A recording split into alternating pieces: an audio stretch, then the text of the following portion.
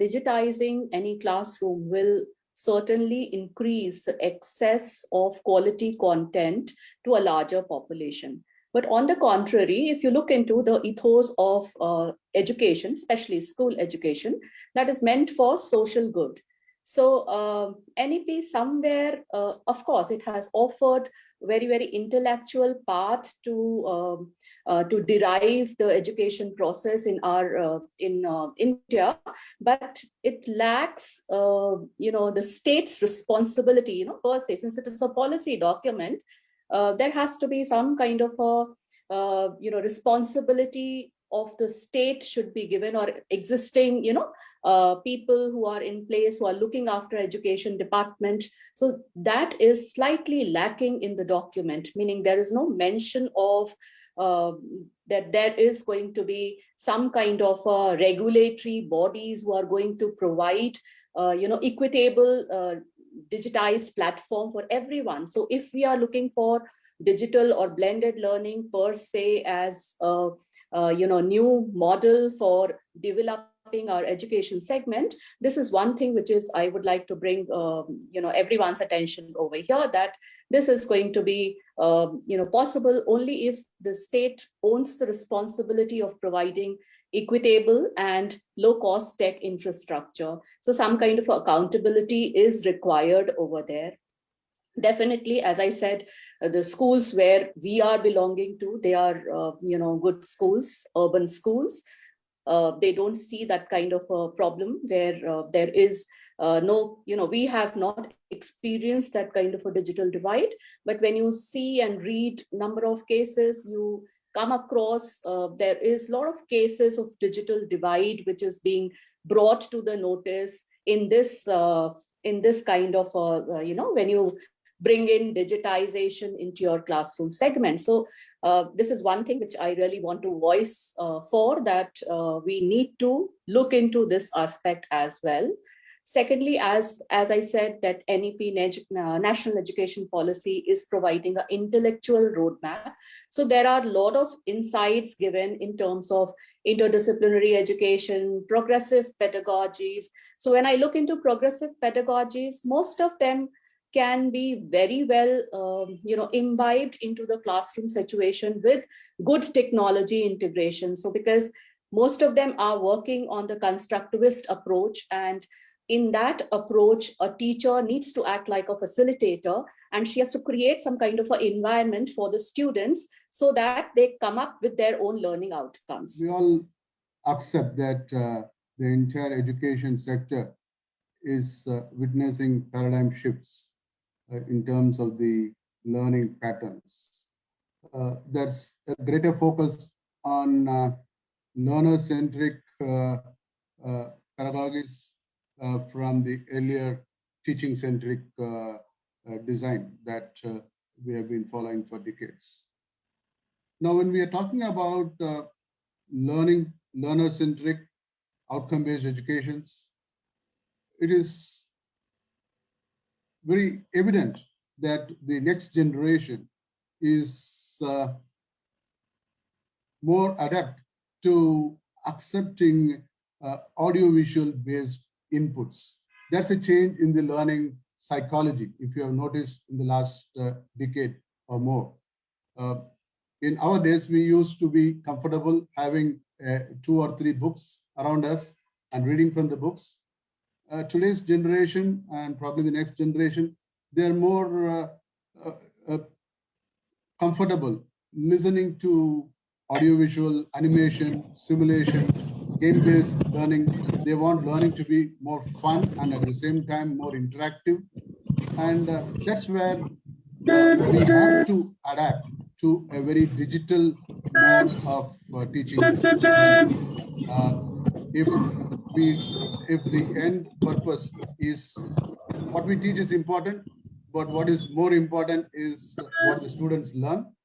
And what is even more important than that is how they are able to translate that knowledge and wisdom into useful outcomes for the community.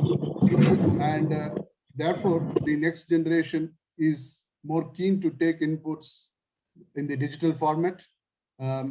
which brings a lot of diversity, more fun-based games. There are a lot of tools available, fun-based learning, simulations. We are using an app where even in the classroom, it's not that we have to ask questions one by one, but the entire class can participate. You know whether the entire class at the same time using these apps, whether they are on the same page. It gives a lot of advantage to know if the entire class is going along with the teacher on the same page, and to evaluate if there are some slow learners. But having said that, uh, of course, we all know that the digital learning format has its own uh, limitations, in a sense that we have to accept. Yes, it definitely provides equity and access across the nation. It provides the students, even in the deepest pockets of our rural villages, access to some of the best lectures by some of the best teachers in the country. But uh, it's many of the students need that kind of motivation, that kind of guidance from the students or from the teachers.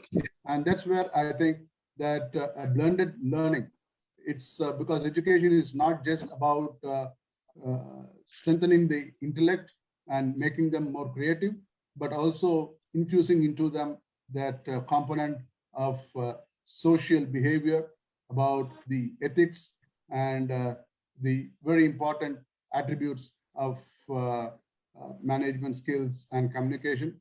And for all this, I feel an optimum blend, a blended learning approach will be the key. I really wanted to again go with the very basis of the NEP 2020, which is based on the, built on the pillars of access, equity, quality, affordability, and accountability. And along with this, it talks of education that is more holistic, flexible, and it has to be with a multiple discipline. So putting all those things and knowing the scenario in India where there is a big divide, as we were talking about the urban and the rural, we have to, work in collaboration. There has to be networking. It has to be the government. It has to be, the state government with the central government and all the education boards sitting together and coming on a common platform where we get the only way forward is a digital classroom. And where we have to, make this balance is where we all, brainstorm and come together and find effective solutions. So when we talk of, urban schools, and we are privileged to be in some of the schools where, we already have digital classes and blended learning is already happening. And I think the lockdown really was a catalyst in going ahead with blended learning, and we even had exams online, and we're all very familiar with that now. And that's all because of the pandemic, it just acted as a catalyst. But while I have been working with some of the rural schools, one major aspect which has really helped is a digital classroom. And here, obviously, with Wi-Fi and having like live streaming as we are right now, it becomes more effective. However, but if we have videos and we even have like a television and or a computer in any remote area of the country, also we can bring quality education there, because we can't take a good teacher. We can't take expensive, teaching aids everywhere, but we can take, a digital classroom and make it more effective, because they're sitting in a remote area also. A child can, see a 3D version of the earth, can, look into scientific experiments, can know so much more, can have the best of teachers explaining it to them. Because see, every teacher cannot be good at all the subjects. And this becomes a major, problem in rural areas, in remote villages, where we don't have quality teachers. We don't have people who can, bring about that kind of a change where the learning teaching process can be so effective. So this is the medium, and we all need to, have a collaboration, it's networking, and having more sessions like this where we can bridge that gap. And I think that is the way forward.